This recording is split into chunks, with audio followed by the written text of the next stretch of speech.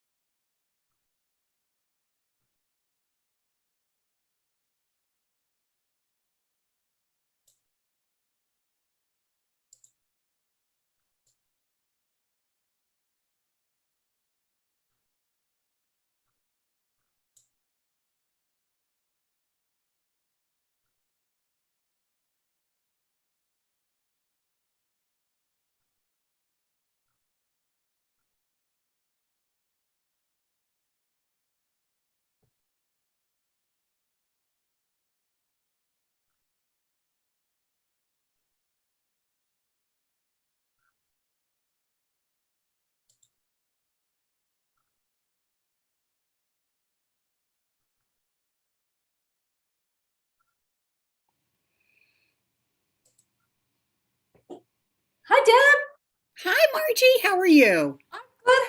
How are you doing this Thursday? I'm doing well. How are you? I'm all right. Good. You look nice and bright and Well, oh, I'm not sure bright is the right word, but I am here and excited about picking up the pace on this project. all right. Yes, I know. I feel like we've been moving along. Yeah. We've got some good substance though. I think we're in good shape. Great. Very good. Very good. Yeah, and then let me know when you want to talk about the next meeting and when to send out the invite, but let's get through today first. Perfect. Perfect. And Deb, I'm making you also a co-host. Okay. In case you need to do any manipulations or yeah. Cool. Great. And I'll keep an eye on the chat and hands up and also keep track of attendees. Okay. Fabulous. I greatly appreciate your help. It's going to make things so much easier to have you do that. Absolutely.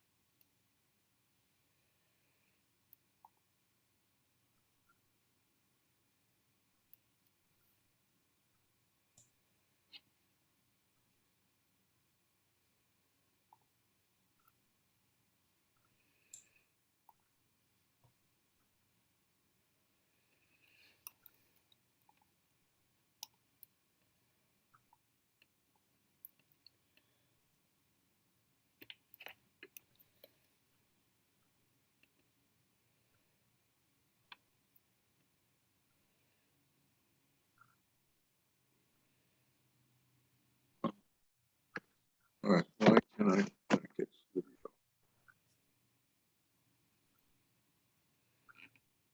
Good morning, Arthur.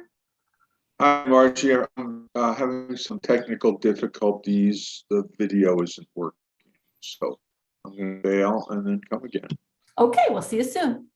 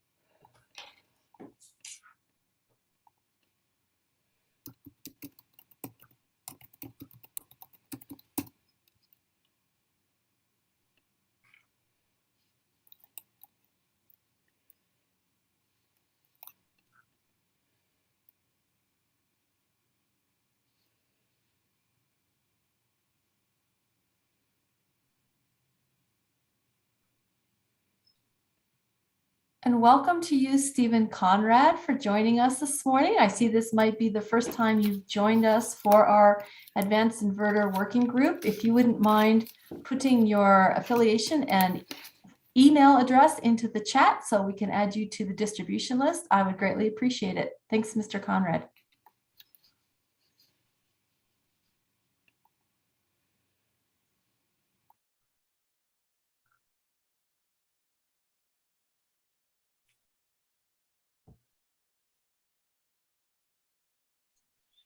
Sorry, had a muting problem. Steve Conrad, I'm retired from P&M, but doing some consulting work. Glad to have you. Thanks for joining us. And we're happy to add you to our distribution list. Like I mentioned, if you could put your email into the chat, then my colleague Deborah Shields will make sure we get you on all the future correspondence. Thank you. Thanks.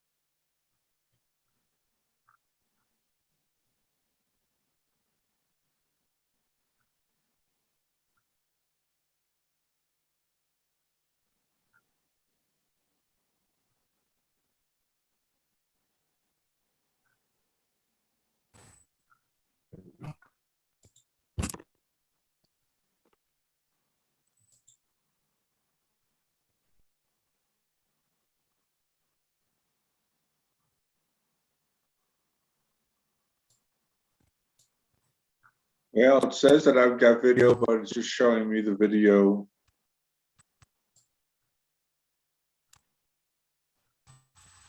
Yeah, it looks like you're UCAM 6. So it's Yeah, right. all right. All right. Well, you're just gonna have to live without me today. Well, I'll be on audio, so that sounds great. Thank you to those who've joined us on time. I showed 10:30. We're going to give a minute or two to see who joins on here at the appropriate time, and then we'll get going for our discussion. So thank you very much for being here this morning. We'll give it just a minute.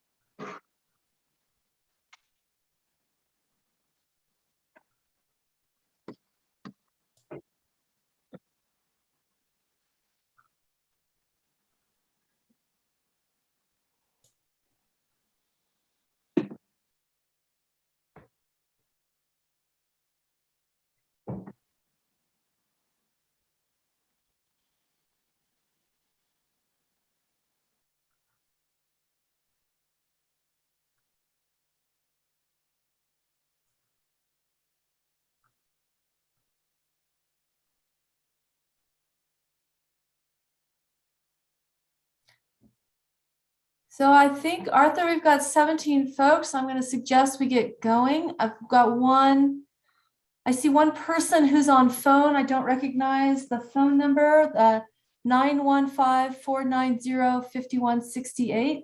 Would you please identify yourself so we make sure we've got you on our distribution list?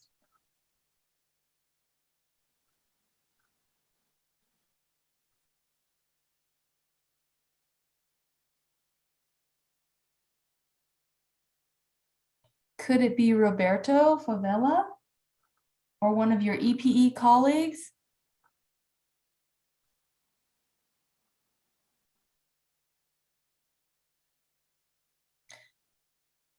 Don't know. All right, we will come back to that then, I guess. So let me stop sharing for a moment. Good morning, and thank you everyone for being here to help advance this conversation about advanced inverters and the adoption of IEEE 1547 2018. I'm Margie Tatro, working with the GridWorks team to facilitate these meetings on behalf of the New Mexico Public Regulatory Commission. And Arthur O'Donnell is also here from the PRC team. So we're glad to get your insight as we pick up the pace in coming up with the recommendation here for September timeframe regarding advanced inverter adoption. So let me first show you the agenda for today, which is something was available to you thanks to my colleague Deborah Shields from GridWorks, who has ably taken over the administrative sending of emails and announcements and agendas, working with us. So thank you, Deb, for being a part of the team. We've also posted the agenda and the read ahead from today in the OneDrive folder, which I've put in the chat in case anybody needs to go there. But let me show the agenda. If I could share I'm going to share my screen, and you can see what we're up against today. Our plan is to have Arthur give us a quick update on other proceedings that are on the plate of the New Mexico PRC, and they're working on many different topics right now. So it's good to get an update from Arthur. We'll talk about our proposal for future meetings to come to resolution of our particular recommendation by September 16th. We'll go over that in detail. Then we'll have a discussion. Let me move this screen down. We'll have a discussion about what parts of our proposal do we believe should go in a rule and what should go into a either technical interconnection requirements document that each utility would create, or some other documents such as that. So we've got two options, one on some language that our colleagues at IREC have put forward that we will talk through. And also after that, the second option is to consider the proposal that's been worked by the subgroup. Travis Dorr and colleagues have not only presented to this group several times on the past meetings, but Travis and Michael Ropp worked with me to create a narrative version of that you have in your read ahead material. So we'll talk about those particular technical details.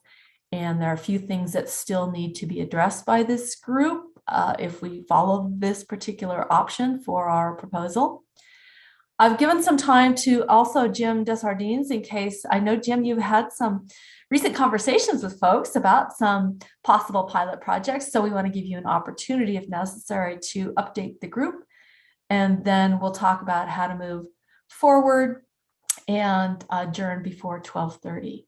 So before I turn it over to Arthur, are there any questions about what our plan is for today? And I'll count on Deb to look for hands raised, or just speak up, unmute yourself, and feel free to speak up at any time.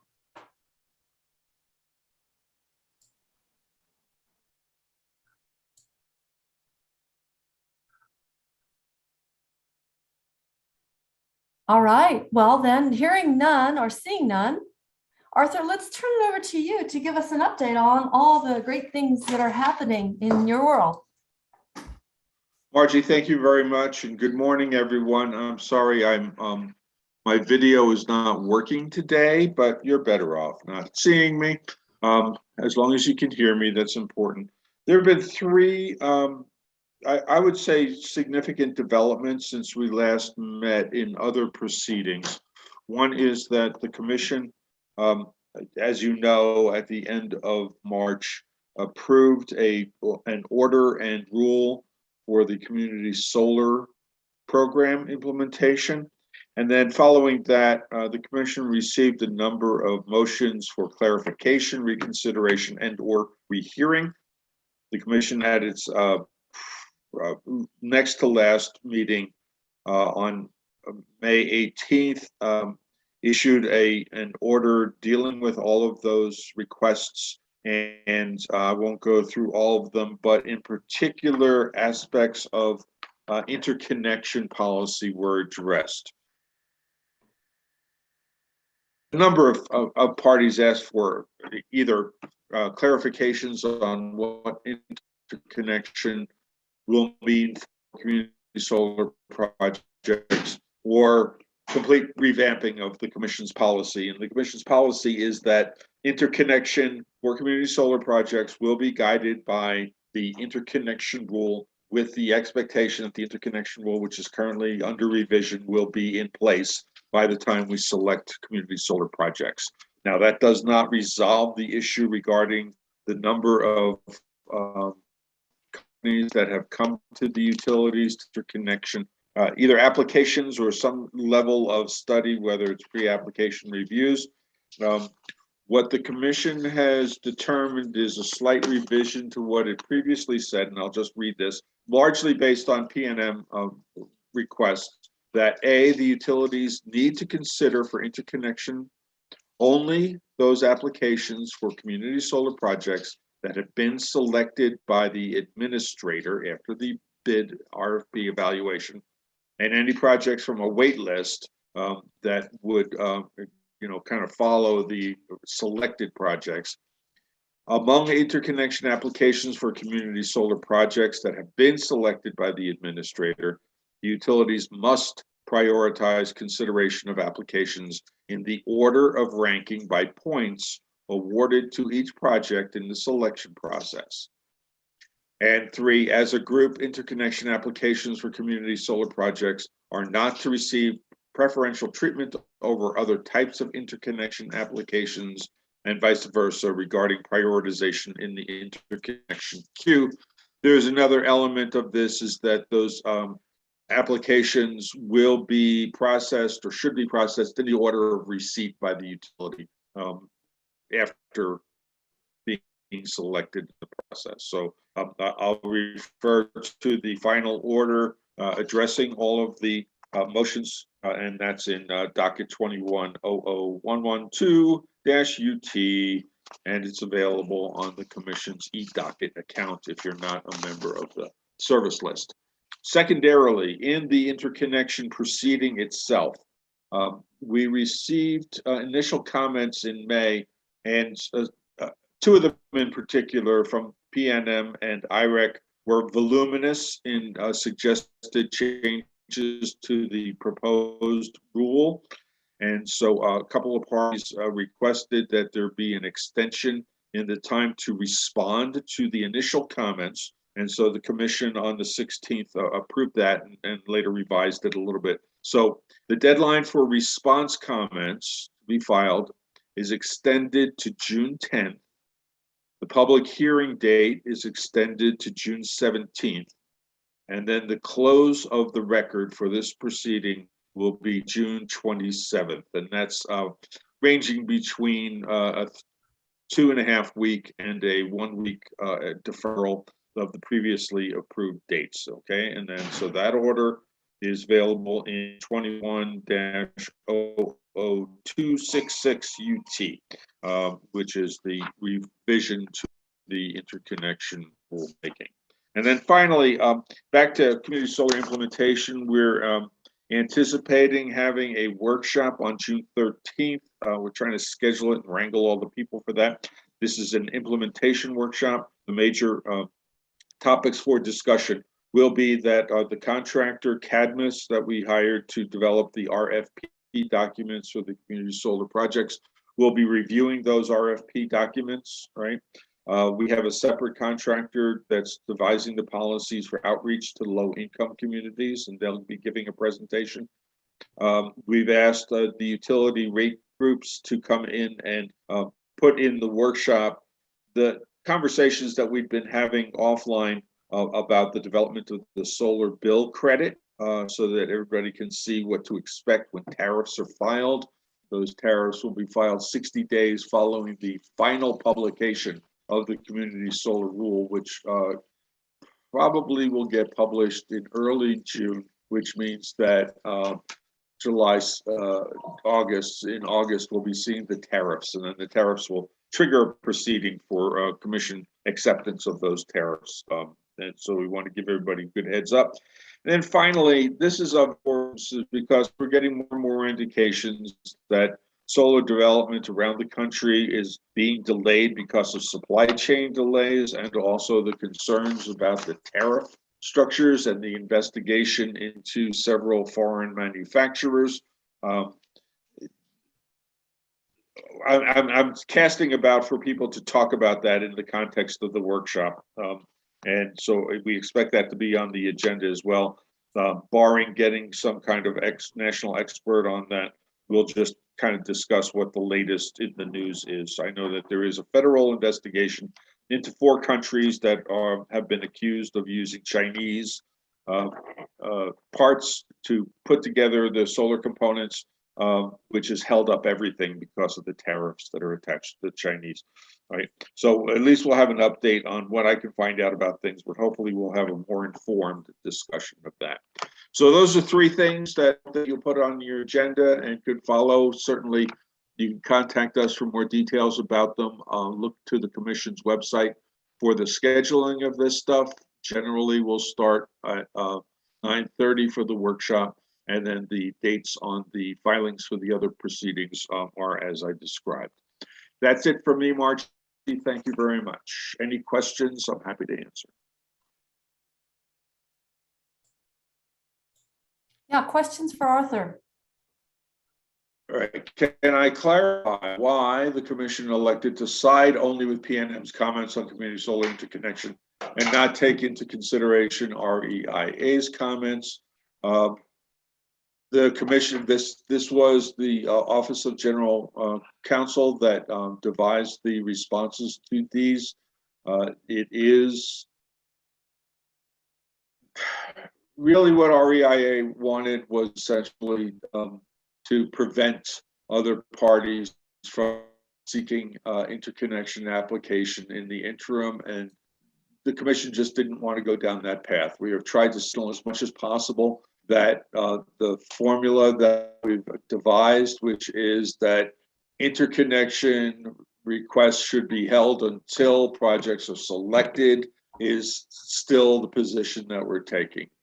It is the state law that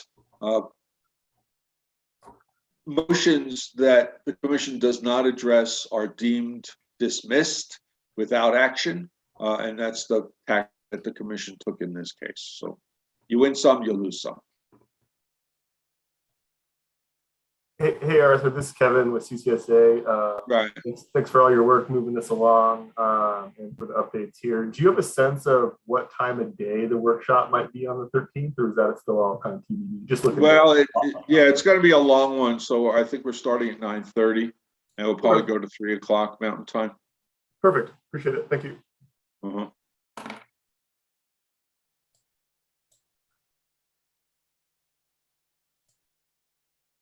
Okay, Margie, back to you. Great. Okay, thanks. And thanks, Kevin and Dylan, for your questions. Before I launch into the plan for the rest of the season until September, I see we have another new person to our group. Welcome, Kevin Gedko. I don't see you yet on our distribution list, so also in the chat, if you'd please give us your email and organization. We'll make sure you are informed about our meeting summaries and future meetings. So that's for Mr. Kevin Getco. Thank you.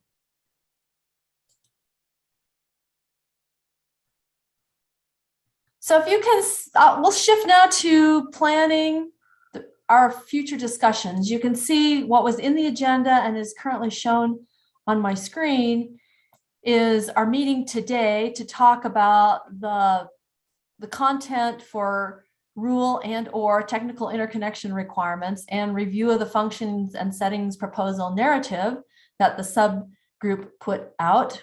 And so after this discussion, we've planned to, I'd like to ask a question of the group, actually. My question is, are you okay? Are you supportive of us moving to having some shorter meetings more frequently in order to get our recommendation put together by September? So let me put that question out, but then give you a sense of how we might proceed before I ask for your response to that question. So the thought is we have our meeting today. We meet again on June 9th. We've scheduled that for an afternoon time slot to avoid conflict with the Transportation Electrification Summit that I know many of you are interested in attending. At that meeting, we've gotten fabulous support from EPRI for this activity, and EPRI's Jose Cordova has agreed to present the presentation similar to what they did for NARUC earlier in the year about adoption of 1547 and also a discussion of the utility required profiles project that they're working on. I'd hope that in the June meeting, we also review a draft outline of the recommendation that we'll be writing to in September, to deliver in September. We can have some final discussion on the functions and settings proposal discussion, and would like to poll the participants at that next meeting on the level of agreement regarding our content to date. Then on June 30th, we have, that would be just, well, we've had to adjust the schedule a little bit due to some conflicts. So there would be a 3 weeks time frame between the June 9th and the June 30th meeting. We're proposing that be a 1 hour meeting, either in the morning or possibly the afternoon, 1 to 2, to avoid a conflict with the grid mod webinar that I know the modernization discussions, many of you have also involved with. And at that meeting, I'd also like to form a subgroup to begin the discussion on communication protocols for the IEEE standard compliance. And that will then be a conversation that would continue for another month in 2 other meetings, July 14th, July 28th, the 1 hour meeting with anyone who has an interest in participating in that discussion about communications protocols. Then in August, on the 11th, we're proposing to have sent you all out a draft of our recommendation and have discussion about the points that still are open or have controversy or strong opinions about what's in there. We do another iteration of that 2 weeks later on August 25th in order to turn out our final report and that we would review in a meeting on September 8th. So that's the plan. We would like to now hear from any of you who have thoughts about whether this would work, whether you would like to, you prefer to go back to have longer, less frequent meetings. I'm feeling like needing to meet more frequently and do some work in between meetings as we did for this one, but I'm very interested in what the group's opinion is. So let me start maybe with you, Arthur, since you are the integrator for all the different activities that are happening with the commission, and get your sense and then open it up to anybody else as a comment about whether this schedule is going to work for you or not. Okay, thanks, Margie. Yeah, and I appreciate the effort being put into trying to figure out everything that we need to do and how to get it done. We did previously discuss moving from monthly to essentially bi-weekly, and in some cases, an expedited schedule for this, and that's what you're seeing before you. We understand the burden of time that the commission is asking for participation in this, and greatly appreciate your coming to us as you have. We do think that these are important issues, and in a couple of instances are trying to cram some stuff into an already crowded calendar, hence the conflict that we perceived with on June 30th. On June 30th, I'm going to be making a presentation to the Grid Mod group about how the commission might evaluate grid modernization proposals and suggestions for how utilities might package those. And then that actually kind of like is crowded onto the fact that PNM is preparing a grid modernization plan at the same time, and we're trying to juggle a lot of things at the same time. So you have my sympathies and my understanding in terms of where am I supposed to be today, what Zoom call am I supposed to be on, and what are we going to be talking about. I think that Margie has laid out a workable schedule. It's a matter of whether you have the ability to kind of like be with us for all of these meetings, or to be selective about which ones you join given the topics. So I'll just put it at that and then ask for your support for this and hope that we can continue to have good, robust participation going forward.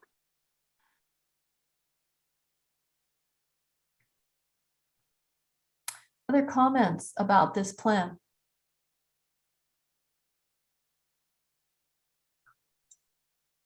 This is Brian with IREC. I do think a more frequent meeting cadence makes sense to try and address all the topics that need to be addressed and make sure that we're on track without too much time going between meetings.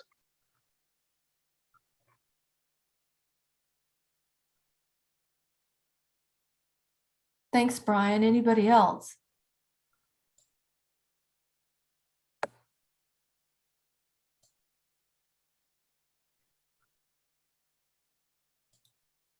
So let me ask the question on the flip side. Is there anybody that objects to this schedule?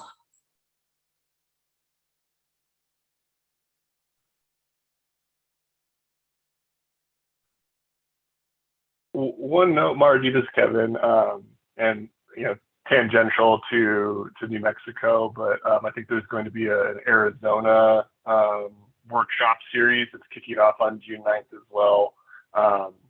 Get that there's only so much we can do to schedule around national priorities, but just flagging that would probably absorb at least my participation. But otherwise, totally fine with the schedule. So.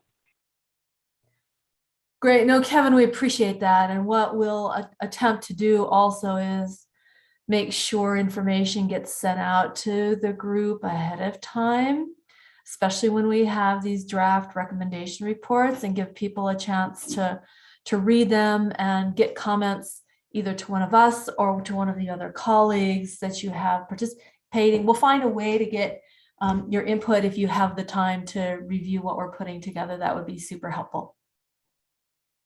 That sounds great, and there are a ton of smart people on this call, so certainly confident that things will continue on. Okay, great, thank you. All right, well, we will fine tune this and get that out in the meeting summary from today, and plan to continue to move ahead as we can. So let's now shift to the next discussion. Let me scroll down on the agenda. The idea was to talk about what information is best placed in a rule and what information is best placed in technical interconnection requirements or other documents that would be shepherded and created and shepherded by the utilities themselves.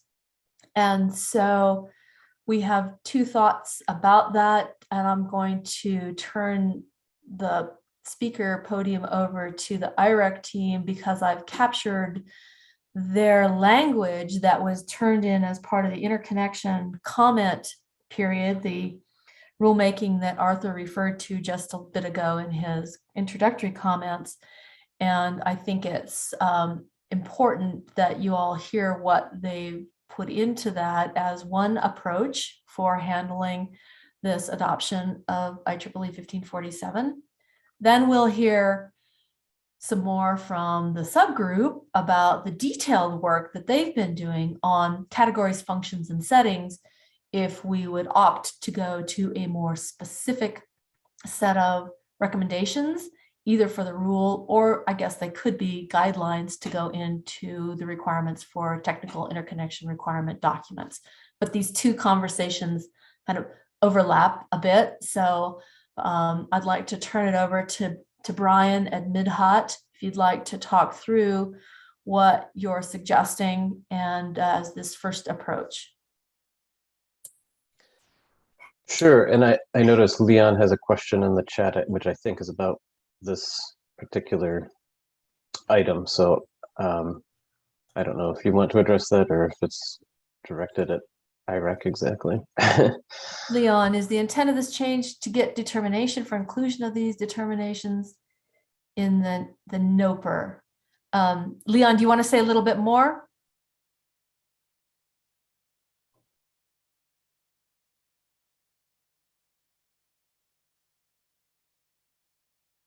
Okay, he may not have.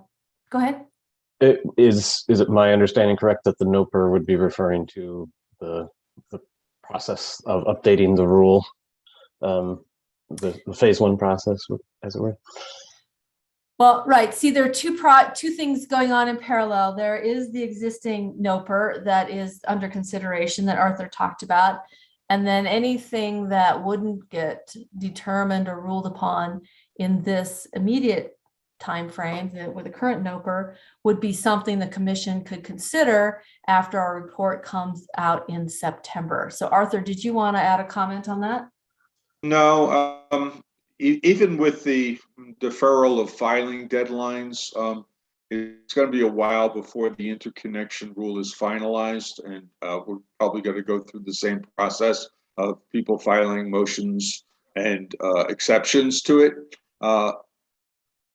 What I want to do is build in the ability to address what this group thinks should happen in the version that's currently under consideration. And actually, it's already under consideration in that we had initial language that expanded what we originally had said about the inverter capabilities, right? We just had a list of 4 things that inverters ought to do, and we've expanded that to include the proposal about what should be enabled and what should be not enabled at this time. It's just a matter of how far we can go with that, and then germane to the next discussion, which is if we can't get it in the rule, is having it in technical guidelines sufficient, right? And a way of doing this. I think that we heard from IREC, one of the early presentations, that different states do it differently. Not everybody puts everything in the rule. We're having a more expansive rule proposal currently, although a couple of the utilities want to still break it out into a separate rule and a separate manual. But there are also these technical guidelines. So that's what we want to talk about today. If we can get it into the rule and it's appropriate to put it into the rule, that would be preferable, but the timing is difficult because we're already in the process of taking comments. Yeah, thanks, Arthur, and Margie, and we'll share the decision options matrix that we had shared before, which does go, somewhat beyond that language that you were just sharing there, in terms of, what we think could be updated in the rule or should be updated in the rule in response to 1547 2018. But we do think those basic things up front should be in there. Let me go ahead and share now. I will say one thing that Margie, I don't think was on your screen, was the timeline information, which I think is in the proposed rule at the moment, or one version of the proposed rule, which would say that oops, I don't know why this is checked over here. That was wrong, but I think the decision would be that the products would be compliant starting April 1st, 2023, and that is going into the rule. I think this was actually a mistake, and I should have made this yellow. So let me start going through this. But did I characterize that correct, Nadette? Well, I think the language in the current rule is that the date is March 28th, 2023, and it relates to the date that DER is installed. Okay. Yeah.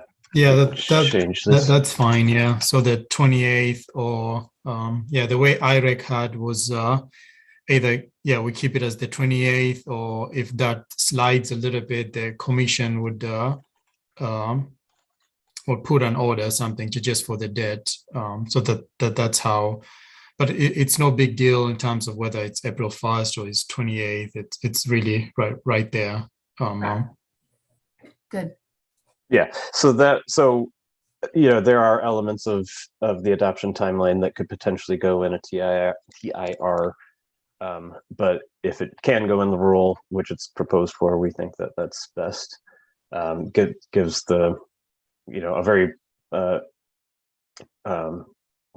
specific signal to industry as to when they need to comply. So just keeping in mind, I've got a little key at the top here. We had a few different colors for near term, midterm, and longer term, like this gray and blue and peach color later on. So if it's in the original color, then we're basically saying that it would be included or could be included in the TIR. And if it's highlighted in yellow, those are the ones that we think specifically should be in the rule. Some of these things, dependent on the decision, could either be in the rule or the TIR. So that's why some of them you'll see are the entire issue is highlighted versus individual decision options. And then there's at least one that could be either the rule or the TIR. It's kind of just based on preference. We don't have a strong opinion, I guess. And then there's at least one that would be green, which means it's actually kind of a process outside of those documents. So based on what I think is in the proposal already, adoption timeline is to be addressed in the rule through that type of decision option. And then the abnormal and normal operating performance categories, which is stated as category 1 for rotating machines and category 3 for inverter-based capabilities. I don't know if we went through and specifically checked these, so you might want to ignore the checks for now, but we do intend to kind of utilize that as time goes on to make sure that we've got things ticked off the list. And then one which I think we did discuss earlier, was the alternate performance category, which is something that could potentially go in the rule, but doesn't necessarily need to, and it could be potentially something that gets tweaked over time. So really, we think that if it's going to be described how an alternative performance category is picked, say you need to use category 2 for an inverter-based resource for whatever reason, that process is described somewhere, hopefully, or at least there's an indication of a process, and that could really go in either the rule or the TIR. So I don't think there's a strong preference there from our side. And I don't know, should we open it up for discussion after kind of each tranche of these, or? Brian, let me suggest you just do the summary of which topics you believe should go in the rule. And let's just get your sense of the big picture, and then we can go into more detailed conversation about the items as we talk about it with Travis and the group. Okay, sounds good. And also keep in mind that what I'm presenting here is basically New Mexico specific, based on what we know about the rules and the ability to update things. We would say in general, anything could go into a rule, but that might be more like a California Rule 21 type rule. But here in New Mexico, we're thinking the voltage trip and frequency trip settings, droop settings, and voltage regulation settings. Those are all things that are right for going into a TIR type document. Voltage regulation, both reactive and active power, the active power being the volt watt mode. And these are the things that we've been discussing up until now. And that will be the focus of the next part of discussion. And that's basically what we proposed stating in the rule itself, that these things need to be addressed, but they can be addressed in that separate TIR document. And then there are specific interconnection rule updates, which may not fully apply to New Mexico here, but there are, I guess, one of the big ones that is already being done as the proposal is to change the date and title in the standards reference, as well as updating other standards. So I think that's being taken care of here. But one that has not been proposed for the rule that could potentially be addressed in the rule is how to address the reference point of applicability process-wise. And we basically promote that there should be some agreement between the applicant and the utility on where the RPA is somewhat early in the process, so that you don't get to the end of the process and realize that you had different opinions about where that should be, and therefore, a system might fail based on that different opinion. And so we have in the batteries toolkit, we do have a process that would go in a rule.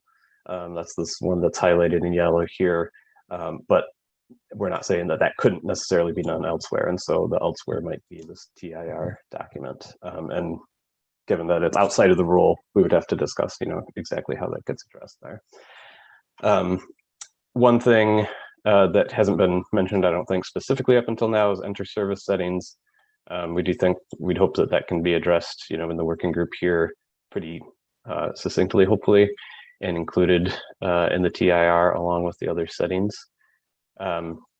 Normal ramp rate is something that's not actually a part of 1547, but just want to make sure that there's a clear discussion and decision on whether or not to include any normal ramp rate requirements. This is the ramp rate that would be operative throughout the normal operating duration of the DER operating, rather than enter service would address the soft start ramp rate. There's communication protocols and ports, which we do think probably are ripe for TIR, as well as, I'm not sure to what extent before September we'll get a ton of work done on that. And that's why most of the other communications related work is put into the long-term bucket here later on. But also, it seems easy enough to address in the TIR, and also due to the uncertainty in terms of how that would play out moving forward and be implemented, it seems like that could a TIR type document, which doesn't have to go through the rulemaking process, seems seems like the right choice. And then the utility required profile, that's what's going to be addressed at I think by EPRI at the next meeting. This is something, we think it's kind of an implementation issue, and that could also change dependent on the settings that are in the TIR, but it should be something that gets addressed. This might be something that's, posted on a website or whatnot, but really it should be at least a part of the TIR discussion. And then application forms, like standard application forms, we've got a lot of stuff mentioned here about what could be updated. And I think we made some suggestions on some of this, but maybe not all of it for the rule, but that's really where it resides. And so there could be an iterative process to improve those and make sure that everything that's necessary is captured there. And then here's the one that is not really necessarily part of a rule or a TIR document, would be whether there's any kind of reporting or process related distinction for the volt watt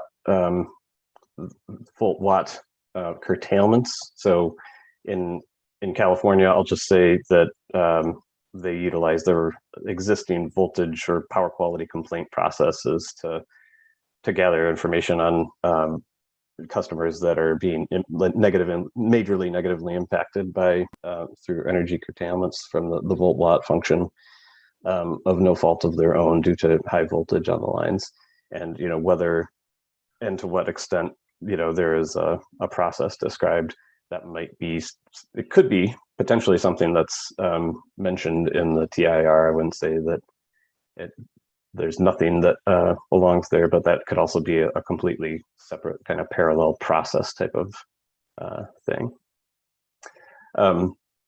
Nameplate ratings, this is just a very specific wonky issue about how 1547 implements the volt watt and frequency watt functions. And the question is just whether the group would want to provide more clarity on how those things can or should be implemented in the field. And it's really just a difference between whether you're looking at the entire system nameplate rating or on an individual inverter basis. You can get basically different responses depending on how you do that. And then there's the standard interconnection agreements, which really would be part of the rule. So that's probably all we need to say there. For interconnection screens and study, that's very much part of the rule that's being proposed in terms of initial review and supplemental review and detailed study, whatnot.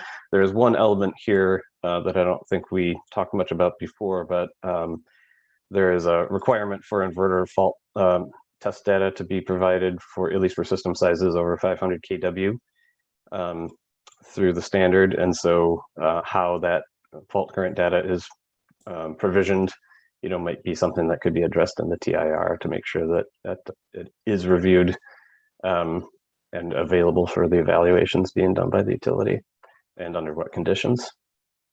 And then this is not something fully related to 1547, but kind of adjacent, is how to address power control systems and in terms of certification. That's mostly things we think about going in the rule to determine, basically that they can be used and that they can influence the screening and study process done by the utility. There could be potential aspects of that could go in the TIR. So maybe there could be room for discussion on that. But I think it also depends on what would be included in the rule. And then everything else is kind of up for determination later on, mostly in terms of the communications deployment and other esoteric items related to 1547. Yeah, Brian, this is Arthur. It looked like we had quite a number of chat inputs there. So if you could go through them, because some of them seem pretty basic and others seem to be a little bit more advanced, and others seem to be raising issues that have not really been discussed. Margie, can you queue up those questions for Brian? Yeah, so the first one is from Frank Charlotte. I think we've answered the question. Well, there's a couple questions. First of all, what is the difference between a TIR and an interconnection manual?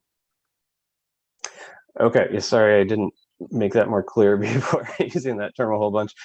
So technical interconnection requirements is just kind of a broad term for technical interconnection requirements, which could be inclusive of any number of things. But I can give one example where in Minnesota, they have a set of process requirements, which is, you know, your typical interconnection process with how do you apply for interconnection and how does it get screened and how does it get studied and how do you get, you know, permission to operate, whatnot. And then they have a separate rule called the technical interconnection and interoperability requirements, actually, which is, you know, pretty much all the technical requirements based on 1547, like ride through, you know, they have the category, performance categories denoted in there, as well as all the default settings for reactive power and volt watts and, you know, frequency group, all of that. So and some additional, you know, not necessarily all 1547 2018 related stuff. You know, there can be specific things related, which sometimes, you know, in some states it gets handled as a utility handbook, but the TIR, at least in Minnesota, you know, it requires some level of commission approval, or it has to be submitted at least every year for stakeholder review. And so there's like an opportunity to have it addressed in front of the commission. And that's another aspect, I guess, of what IREC is promoting, is that, you know, these things have the technical requirements of related to interconnection have a huge effect on just many aspects of it. Has an, you know, it has an impact on the customer, and it has an impact on the grid and the ability to deploy DER into the future. And so we do think we would promote that, you know, that type of thing has some level of commission review and some level of stakeholder input to be determined, you know, exactly how that could be done in New Mexico. Charlotte, does that address your question?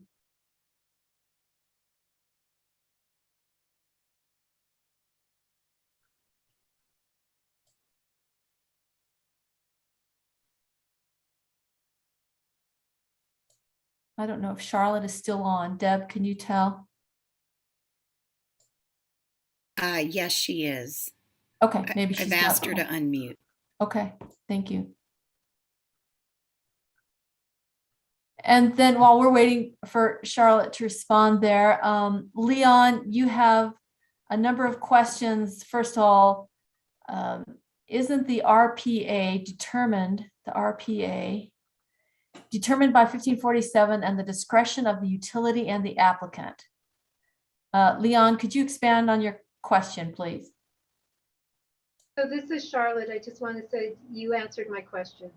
Okay, Okay, great. thanks, Charlotte.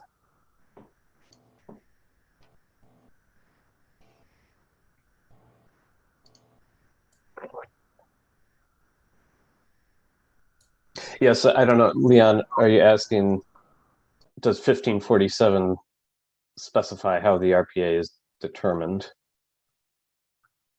Or, you know, basic, and I think what you're saying is in 1547, it kind of tells you the process to determine where the RPA is, whether it's at the point of common coupling or the point of DER connection, which could basically be construed as the inverter terminals. And there is that process in 1547, or it can be determined, you know, by mutual agreement to be another location that, you know, is agreed to be sufficient. However, it could be easy to misinterpret or have you know, potential different points of view as to whether a system it does meet the requirements to have a certain RPA. And so that's why we're just saying that there should be a checkoff of agreement between the applicant and the utility to ensure mutual understanding. Right. In fact, Arthur and I and Brian and Midhat and Michael talked about the idea of putting a definition of RPA in a rule that could have a variety of different locations, as long as it was defined and agreed upon and documented by the applicant and the utility. So that's something we'll take under advisement as to whether or not there should be a definition and the allowance to make sure that it gets identified and is written down. Frank, you have a question about community solar. Saying, are you suggesting that community solar also abide to inverters that are IEEE 2018-1547 when the time comes? That might be a question, Arthur, that you were talking about when the community solar implementation. Frank, do you want to restate your question?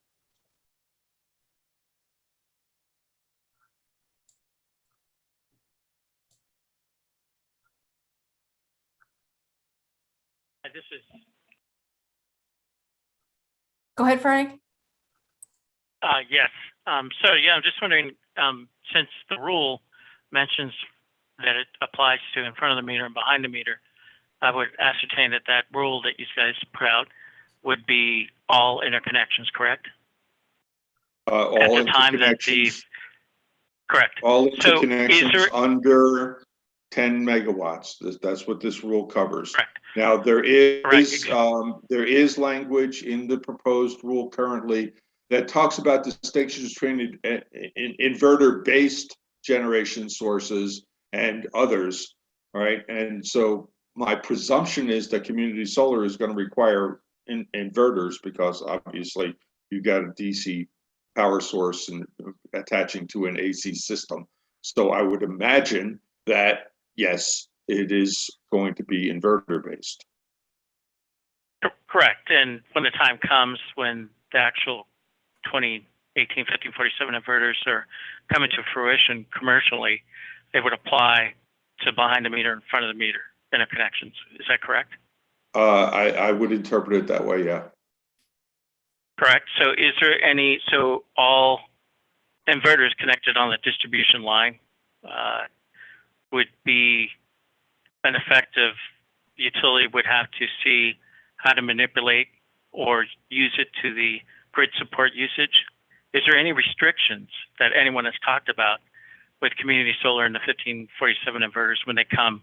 Are they supposed to be amendable as much as behind the meter interconnections to be grid supportive? Well, Frank, the rule is containing.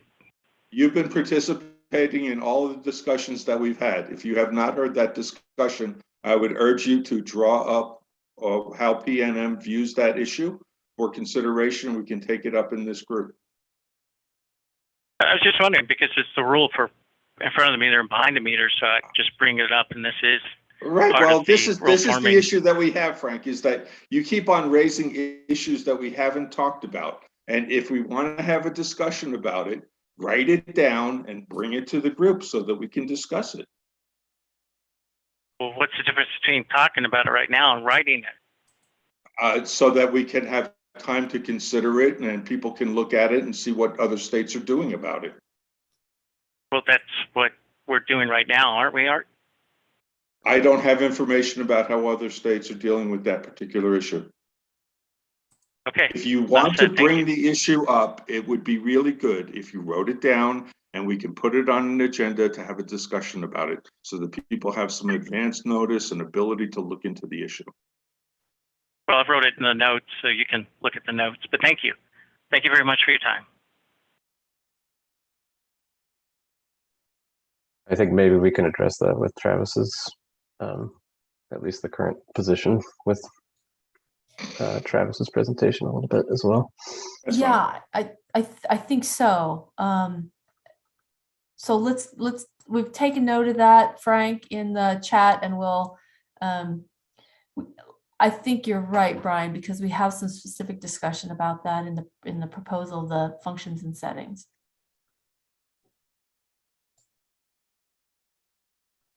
And I'm looking at Stephen's question. I'm not sure if I understand when you say PSC, what you're referring to there. It's a typo. It should be PCS.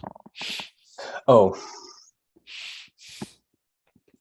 yeah. So there are a number. And are you thinking this would relate to the application? Yes.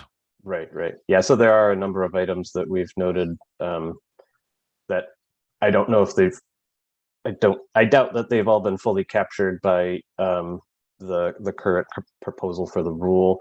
We do think, application forms are to be addressed in the rule. And we do have some information in our batteries toolkit about, how we think that could be done. And we do note some tactics, I guess, to note in the one line how the power control systems are utilized for multiple issues, really. Right, and as you'll see when we get into the next section of the discussion, the subgroup is suggesting ranges for a variety of different settings and refer to the appropriate table in the standard for those settings, with the possibility of going outside those range if a specific system impact study and documentation and interconnection agreement warrants that. So you'll see some more about that in a little bit.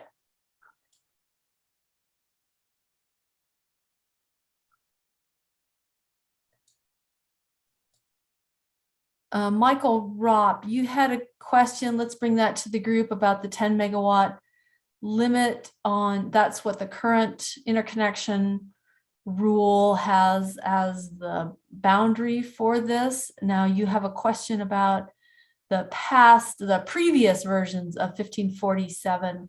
You want to bring that up to the group, Mike? Sure, Margie, I can. What I was mentioning there is I heard Art mention that there was a 10 megawatt limit, and I just wanted to make sure that I understood whether that was still applying.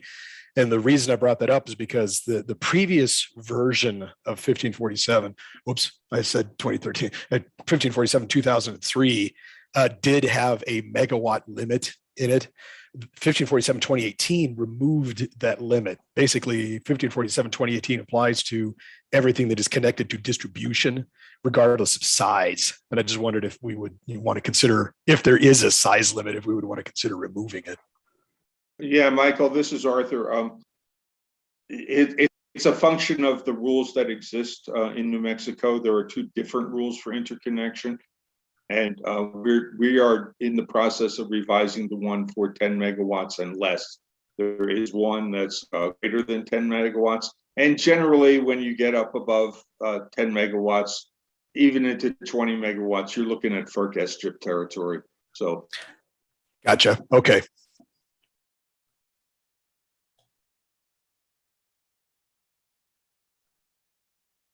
Good questions.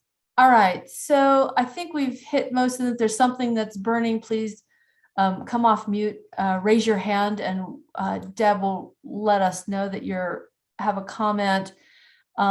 Stephen, Brian, what I suggest we do next is hear from the subgroup on the proposal they've put together in its simplified form to see where there are intersections or concepts that overlap between the subgroup's proposal and the set of recommendations in this table, which I hope you will send to me so we can make it available to the group. And then we'll try to figure out which topics we need to dig into more deeply technically. Does that sound like a workable path forward? Yeah, that sounds like a good plan. I think we can try to start ticking off those complete boxes and see what's left. Yeah, I think what's important is that we've not given the group really a specific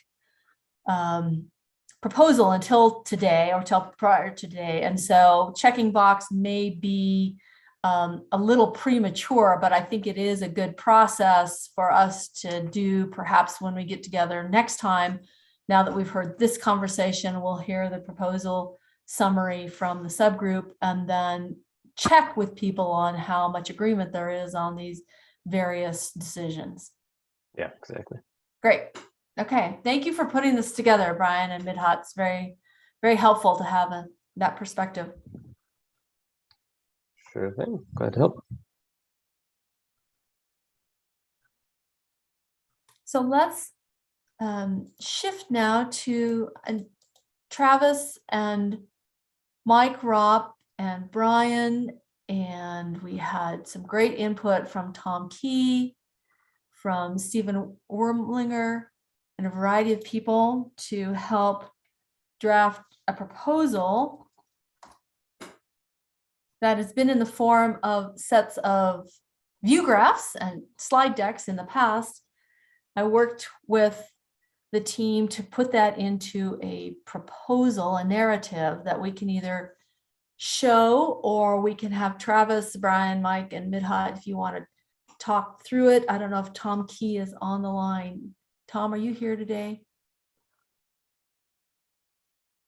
He may not have been able to join us.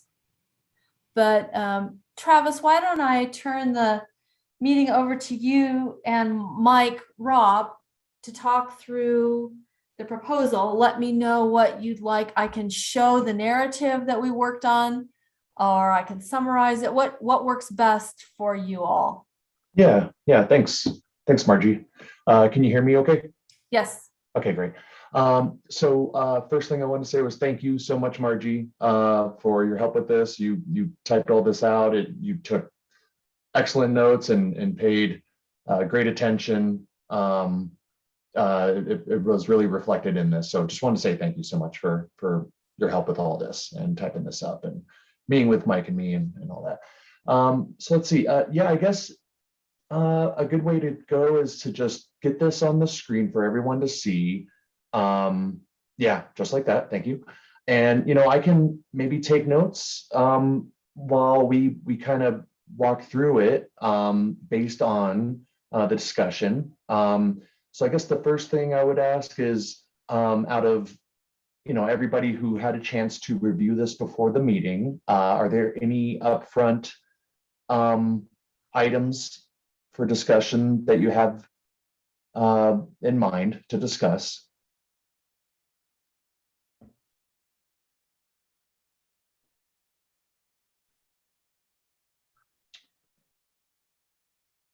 I think the main reason we developed this narrative, correct me if I'm wrong, but I believe it was a request by Art, and that was because we want to present, the information that we had in the PowerPoint presentations.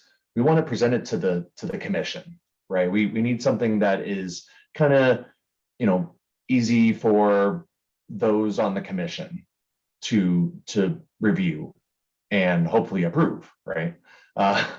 We want to make it easy to approve. So yeah, I just wanted to, I wanted the group to keep that in mind when reviewing this document, the audience, right? Who's going to be reading this? So do we want to get super technical, right? We want to keep the audience in mind, read the room, moving forward with how we review as a subgroup this narrative.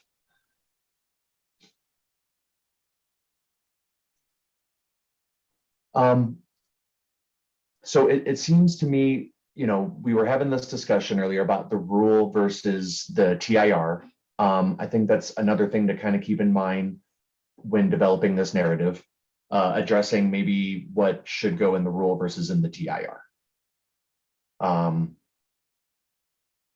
Like maybe, referring to this in the rule, but including a lot of this in the TIR. That's kind of, what I'm thinking. I did want to mention earlier, I didn't want to interrupt, but excellent presentation, Brian. I agree with what you said, when we were walking through that matrix. Yeah, and yeah, just so I wanted to get that out of the way. But yeah, I guess let's just walk through this and see if anybody has any. So please interrupt. I'm just going to basically start reading it. This group prepared this proposal for the adoption of the most current 1547 standard, the 2018, and its associated standards. It was developed during the phase 2. Technical details are, see the appendices. Proposals intend to ensure that it's capable of, the active voltage regulation right through greatest degree of grid support possible. Yeah. In addition, so yeah, it says in addition, this provides, is that what we want to say there? That second paragraph in the summary? In addition,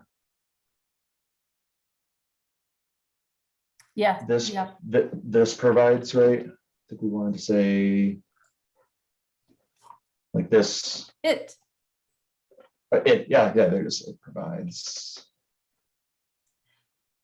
Well, Yeah, let like, me just. the proposal provides, right? Yeah. Let me Yeah. add, Travis, there were a couple of our folks on the call in the past couple months who suggested that we show the intent of the proposal and what is the objective that we're trying to achieve.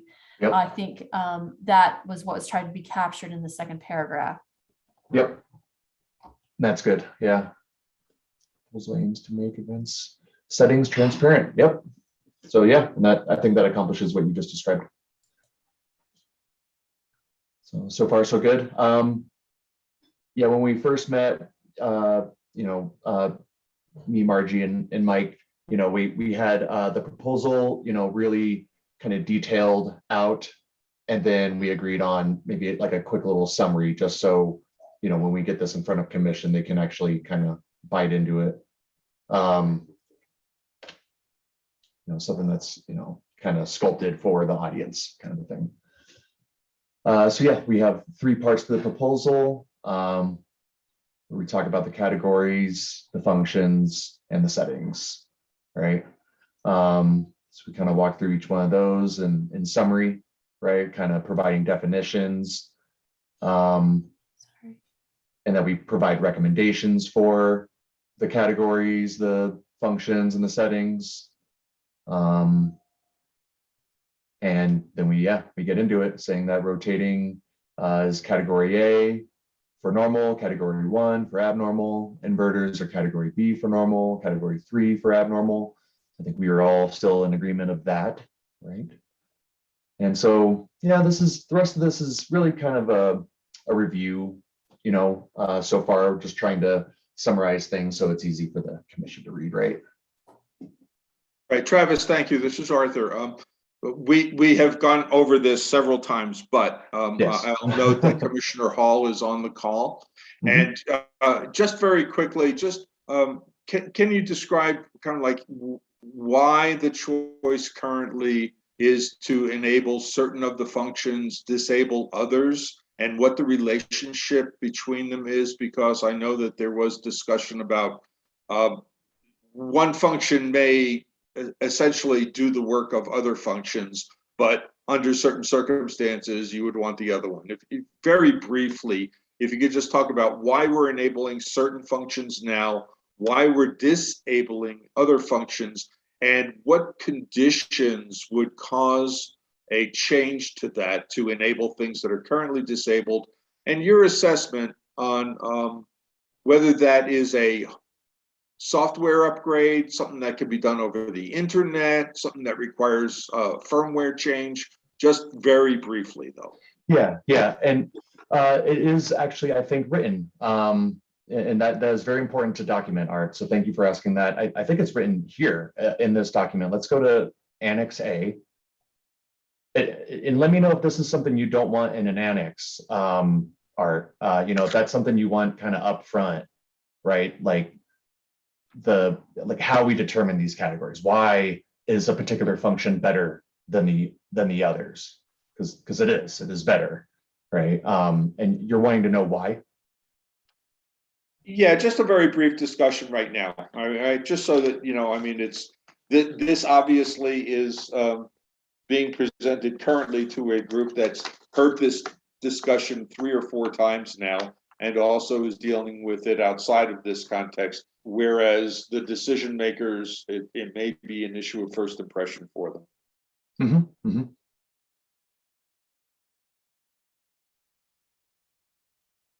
Yeah, so I'm going to tag Midhat, Brian, and Mike to support me with why we choose volt var and volt watt and not watt var and not constant power factor. Right, I think that's kind of the question that Art was asking here, right, Art? Yeah, yeah. I mean, why enable certain things now, disable certain things later, and what's going to change?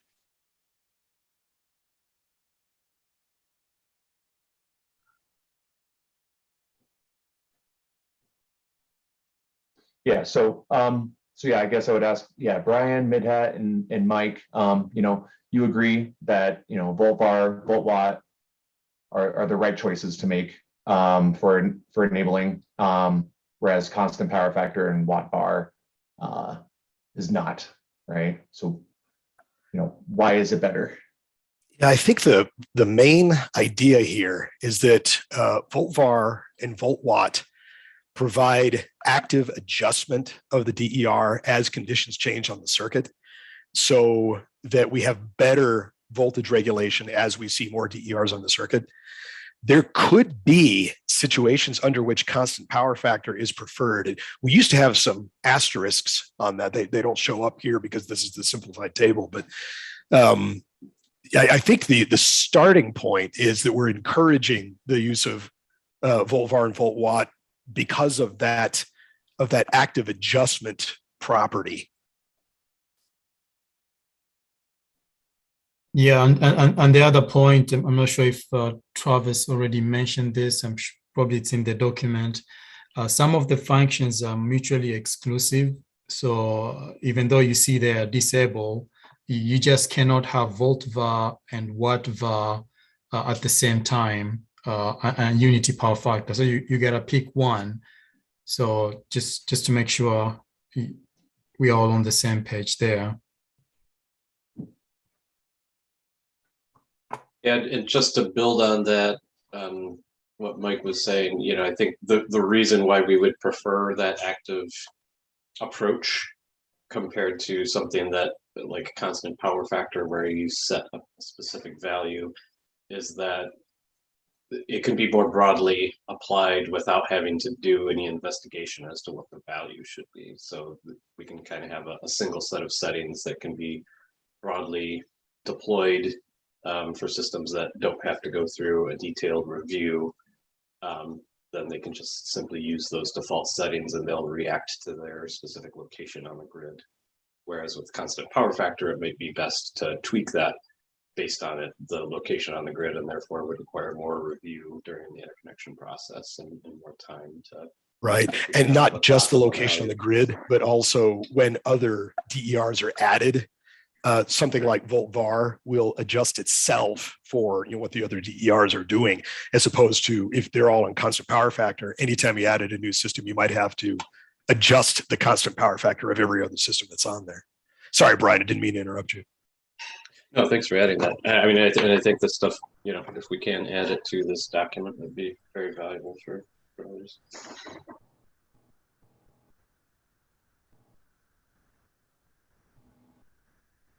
This is Charlotte. Can I ask a question? Yeah, go ahead, Charlotte. So are these just recommended settings being enabled or disabled? Because I'm wondering, what if the utility wants to use watt var?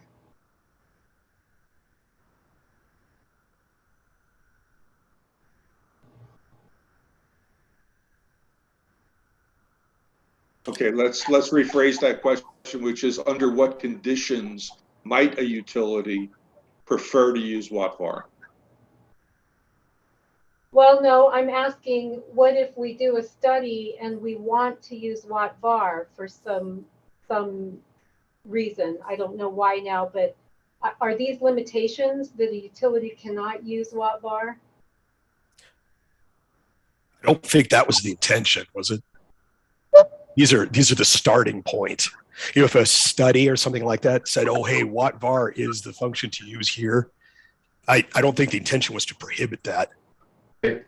I would like it to be clear in this document that these are not, it's not prohibited that utilities use other functions.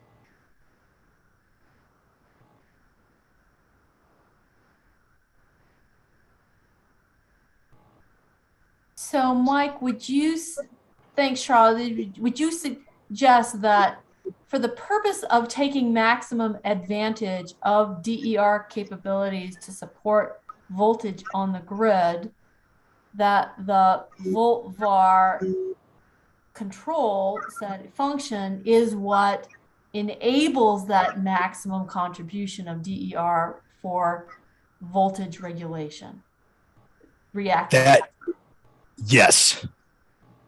So if there were to be a different function enabled, like in Charlotte's case, suggesting watt var, then the concern would be, does that limit the benefit of the DER on the system or other DER systems? And so that's an interesting point.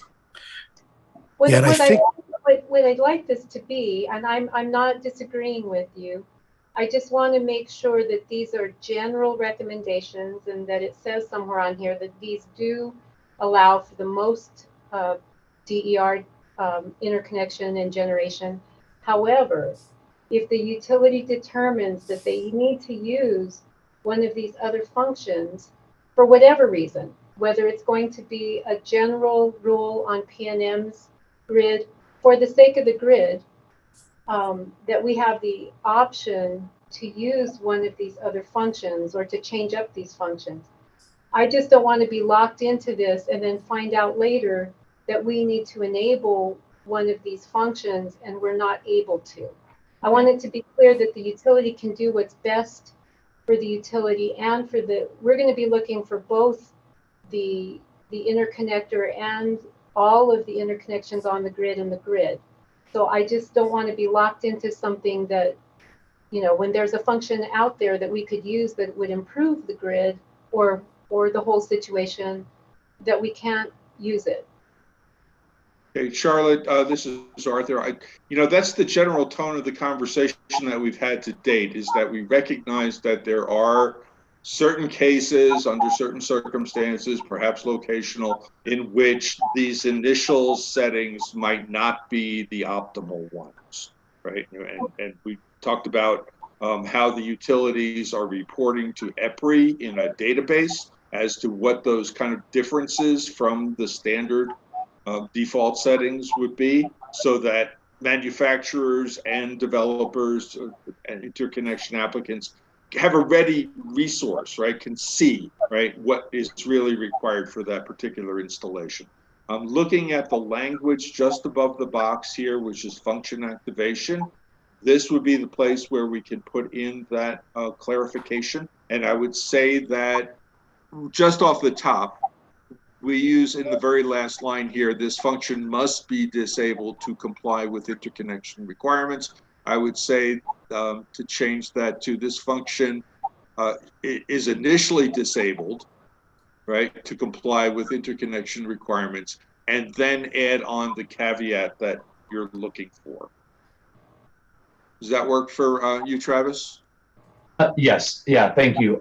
We were having this conversation not just with the functions, but with the settings of those functions as well, where the area EPS operator has the jurisdiction to specify in the interconnection agreement the functions and the settings.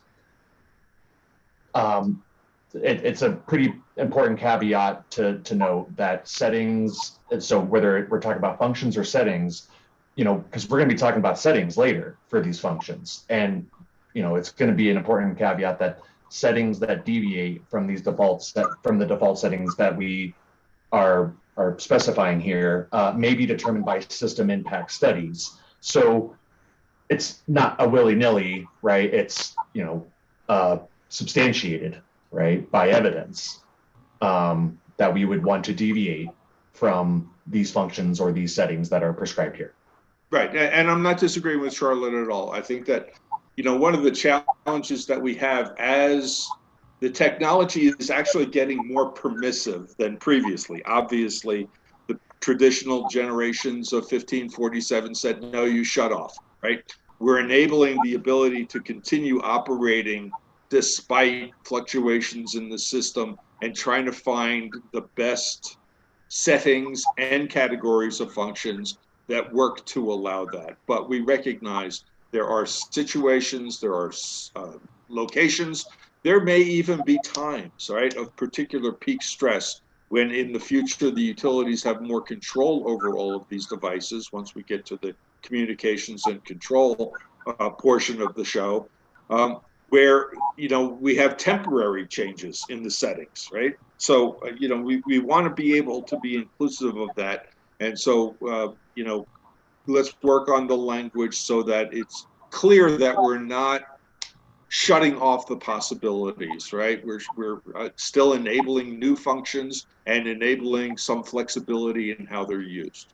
Right. And so, I think the main thing is, the rule, that we're trying to write, where thou shalt comply with 1547, 2018. There's the default settings, right? There's the recommended settings, but then there's the range of allowable settings, right? So you see how there's flexibility, but also limitations built into how we implement the standard. Yeah, and I imagine there'll be more variation in the settings, but these are, major categories of functions, and I think that it's important to point out that we got to start somewhere, and this is essentially a default set of settings that there are circumstances that might require using watt var over volt var. Yes, sir. So let me just ask one more question, because I agree with you. But what if there is the case that, let's say, PNM determines that on our grid we need to as a default setting use watt var versus volt watt? What would it take for us to change that? Because we may need to say, the default on our system is watt var versus volt watt. And I'm just throwing that out there so I know how this will work. Yeah, I'm not saying that we will. I'm just asking. Yeah, good question. Yeah.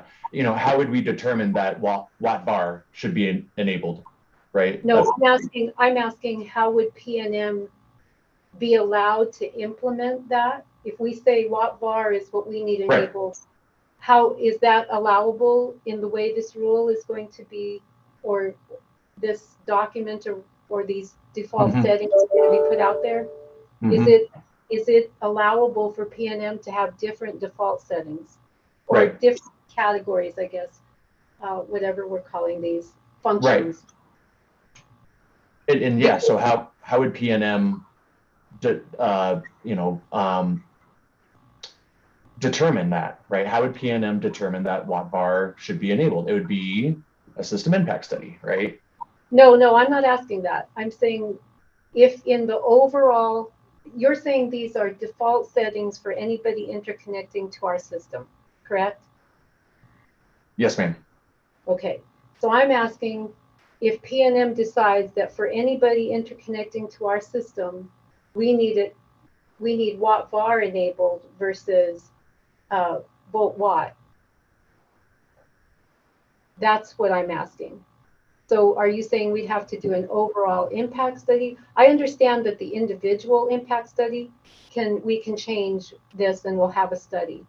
But I'm saying at what point, if PNM decides that as a general, these overall initial settings or initial functions, we need watt var versus volt watt, is that doable? If PNM comes to the commission and says, we need that, is that what it would take? What you're saying is, what if you want a different default? Exactly. That's an interesting question, because I was thinking most of these, basically everything from constant reactive power control and up, what we're talking about is local voltage regulation on the distribution circuit that's hosting the DER. The rest of the stuff, and I'd have to look at what all goes on down below, but I think almost all the rest of that is the stuff that is intended for bulk system needs. So we want to keep those uniform for everybody. But some of these things that are local, maybe it does make sense that some of these functions would actually be a part of the IRP. What does that stand for again? The utility reference profile, required profile? Yeah, because go ahead, Brian.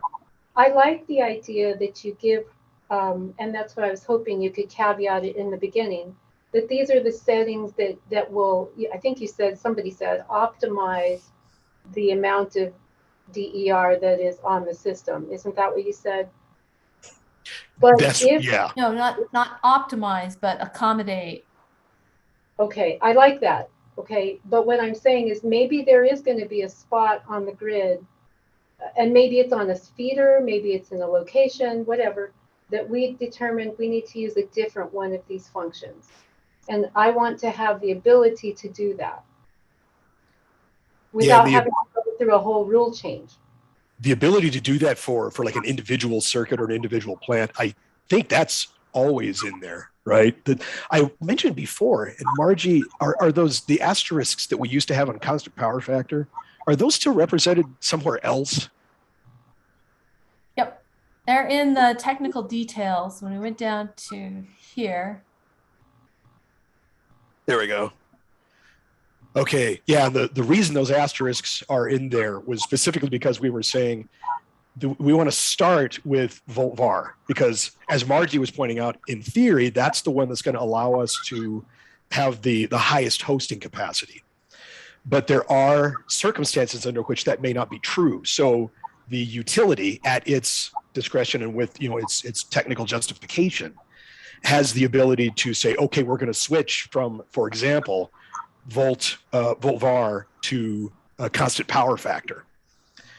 So if you had the same kind of thing happen where you said we would want to switch to watt var, I've personally not seen a case where that would be advantageous, but that doesn't mean it doesn't exist. So I would think that same kind of flexibility for individual circuits and plants is built in here. So what I'm hearing the question being is, well, what if, say, P&M says, look, we want a different default for our whole system. We've seen the way we handle, function XYZ, I don't know, maybe CDR or something like that. P&M says, for whatever reason, this is what's better for our system. Because the impacts of those functions are primarily local, P&M could set that in a URP and it would not impact the ability of, say, Kit Carson just to grab one randomly out of the air to say, no, we're going to stick with volt var. And that's exactly, I want to be sure that flexibility is reflected and that we all understand that it's there. And when I saw that just disabled and enabled, I don't see that readily, that flexibility for us to do the best for the system is there. So I would just ask that you add that, if you need to add more asterisks under all those functions, or however you want to state that, I'm fine with it, because I am okay with what you say, starting with these defaults to increase the most, have the most hosting capacity as we can. So Right, this is and, Brian. I would. Yeah, go ahead, Could I respond real quick? Yeah. So I mean, I think what this is getting to is what is the structure of the TIR and how does Commission have a review of it, and to what extent, and do individual utilities actually have their own TIRs, or are they all following the same one? Because I think we want to have some level of flexibility there, but at the same time we want to promote that voltage regulation is done. So if we make it so flexible, then do we run the risk of saying of having a utility say we're just going to turn voltage regulation off for everybody, and then what's the point of this document if we allow that much flexibility or whatnot? So I think that there's a big structural question here as to like how much weight does this particular document have? Should the individual utilities be able to petition to change that, or be able to just do that on their own at any time? Okay. Well, I can say what I'm hearing is that there's no utility who's going to turn off voltage control. Yeah. Well, what I'm hearing is that at least for these particular functions, and certainly the active power reactive control, are more likely to come up in a localized situation. That would be a finding that the utility would make in its system impact study as you're going through the interconnection analysis. And essentially, the utility always has the ability to condition interconnection approval, right, on certain technical issues, right? This would be one of them. It may incur a cost to the project applicant, but that's also embodied in any system upgrade costs. So on an individual basis, I don't see a problem. As a wholesale basis, the only place where I see Wattvar being enabled is in Hawaii, where they have a completely unique situation, right? And I don't anticipate that we're going to run into that as a system-wide issue. However, if the utility can justify that, then you would come to the commission and ask for a variance. Every rule that the commission issues has a section down below that allows for variances, okay? This might be one of those cases where that happens.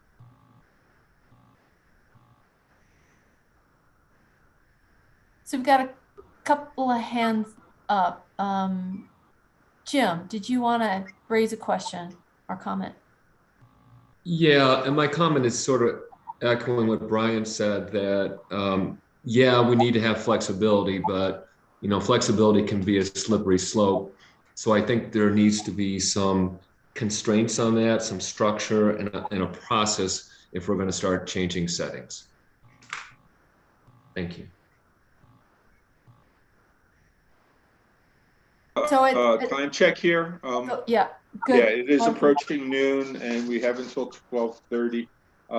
We haven't really established a mechanism for people to comment on this proposal and provide red lines as necessary. So let's just take a couple of minutes to talk about that so that we can revisit this in a more, you know, it's really hard to edit on the fly. I mean, it really is. It's good to have this discussion so we can point out where there are sections that might benefit from it, but we'd like to give everybody the ability to actually provide suggestions for red lines that could improve this. Right.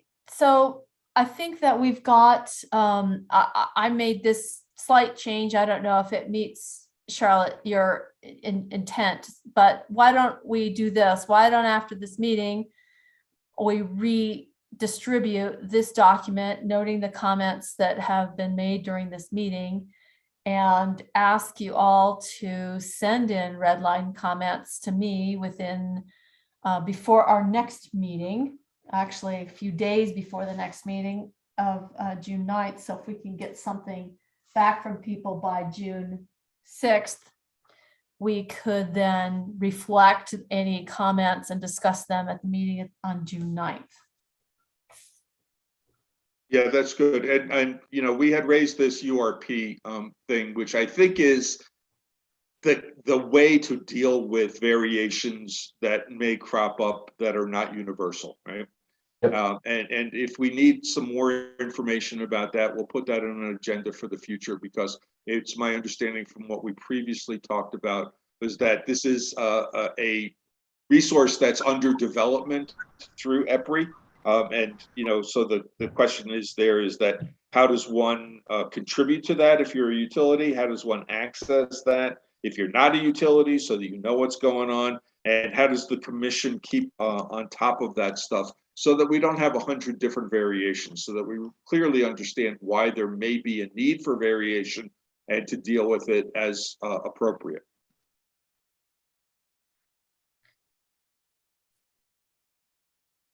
Right, and we'll have a presentation in later in June on that, but it seems like there's some benefit, as you'll see on the second page, the last page of this proposal.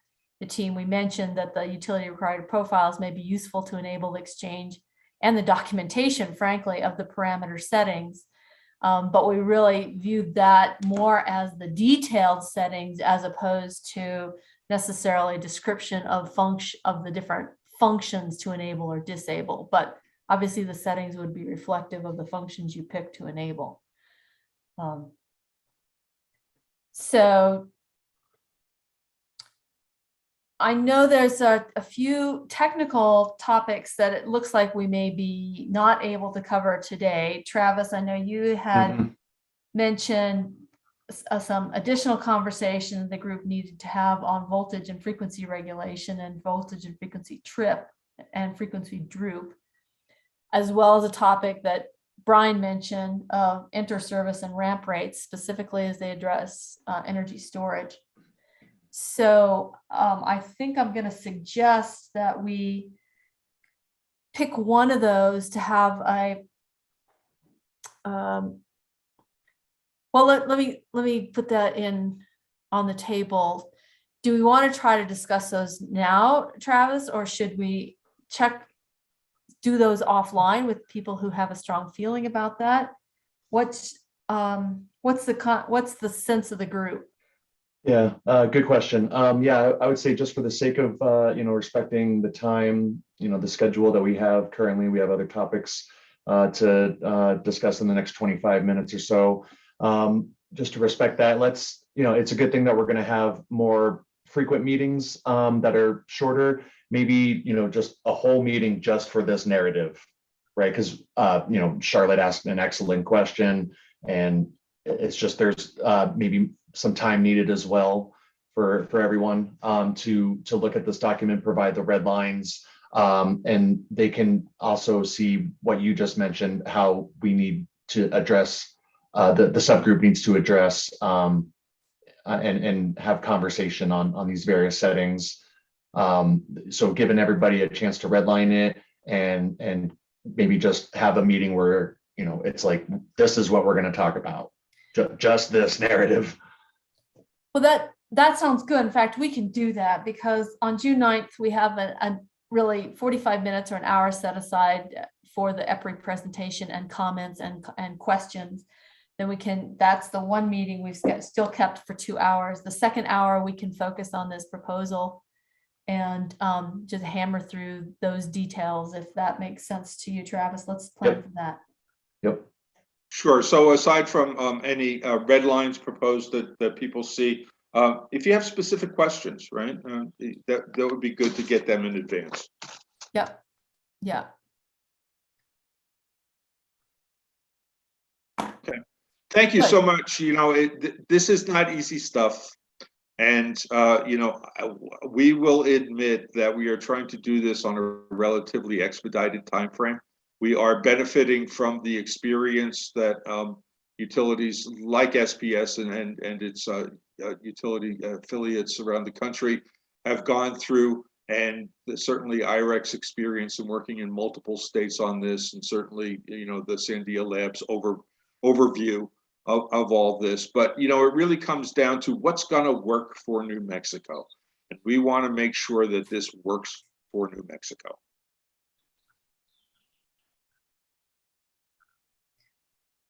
Good. Yeah, I appreciate everybody's input as well, and we'll take some revisions to the narrative based on what we've seen. We'll also try to address your question, Arthur, in a little more specificity as to the whys on some of these enable and disenable, and really describe for the benefit of those who are not involved in the technical details of why you would pick one of these and not the other.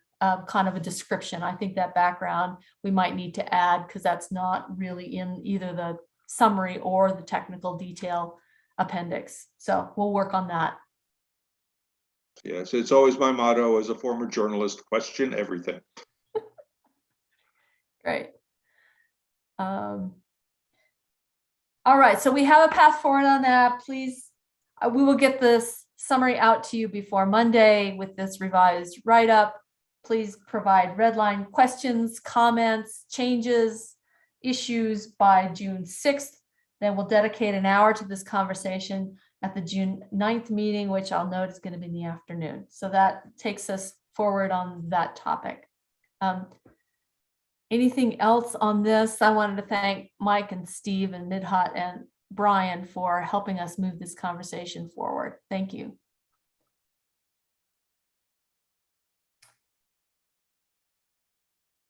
Jim, let's now we were going to ask Jim, is there any conversation you wanted to update us about pilot concepts in New Mexico regarding advanced inverter adoption? Want to give you a chance to reflect what people have commented and talked to you about in this idea. I know we have short conversations the past 2 meetings, and maybe you've had time to dwell on it a bit more. Actually, I do have a little bit of an update. a couple people, that would be myself and Tayoko from the Renewable Energy Industry Association of New Mexico, had a meeting with PNM to discuss a possible pilot project for smart inverters. Very preliminary, but promising, and we are going to be meeting again in July. And we have some follow-ups before that meeting. So that's where we're at on that. Any clarification on what might be worth investigating through a pilot, right? So just so that we have a context for this. Well, I think it would be probably be using existing commercial systems and then basically turning on some of the features on the smart inverters at these pilot projects. Quite honestly, we didn't really go into details. We were just talking in generalities and agreed to meet again. There's other people on this call who were there who might want to elaborate a little bit more. Yeah, well, I don't want to put you on the spot. I just want to kind of like know what direction we're heading.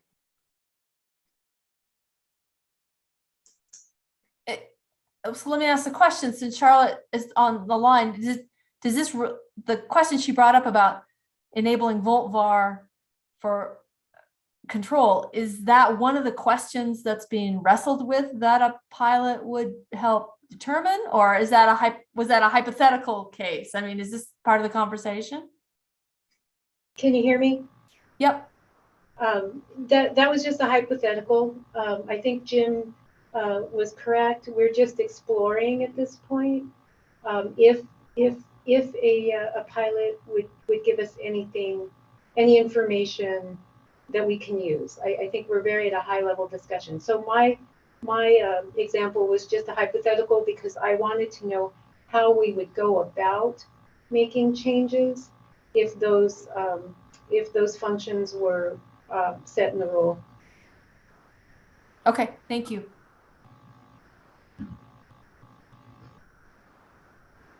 Thanks, Jim. Is there anything you need from the group here to further that conversation?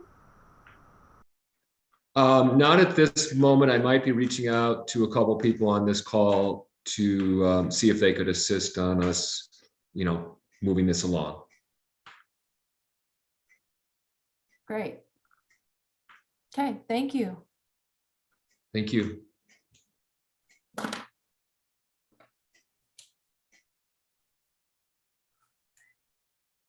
So I'm going to take an attempt to summarize where we are. I think this has been good discussion. We have an additional updated spreadsheet, decision options matrix from IRAC that we can use to cross-check and have comparison with our subgroups proposal. I think the two are very complementary, and we'll continue to work to make connections between those where the group feels it's important.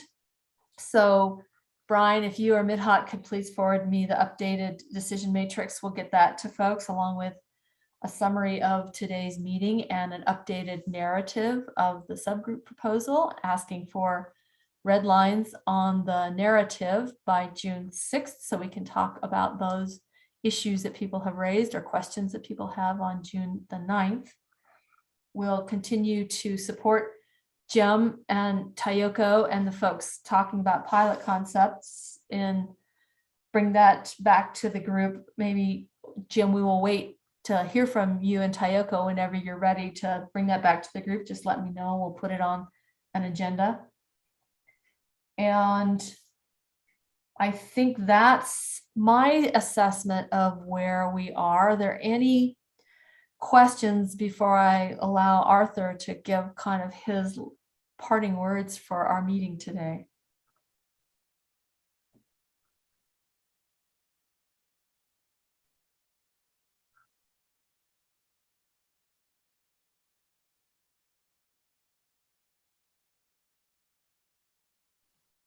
All right, Arthur, before I turn it over to you, again, please watch for emails from Deb Shields from GridWorks. We'll have the materials coming back out to you. We're also posting these in OneDrive, and that link you'll find on the meeting agenda where we're posting these documents, but we will also be sure you get those ahead of time. And if anyone has suggestions of people who are not on this call that you would like to bring in June for the conversation around communication protocols for advanced inverters, please let me know, and we will certainly add those people to this list. We may have that covered through the people who are already on this working group, but if you think we need to reach out to additional people who have a lot of experience or interest in the communications protocol world, please let me know. So Arthur, let me turn it to you for concluding remarks. No, just thank you, everybody. I've already said everything that I have to say, and I just hate repeating myself. So we'll see you all on June 9th, and certainly remember the other things that are coming up if you're involved in the interconnection revised filing comments and a workshop in community solar coming up. Thanks for everybody's help. Great, Thanks all. thank you. Thank you, Travis. We'll see you all on June 9th, 1 p.m. afternoon meeting. We'll see you then. Take care. Thank you all. Take care.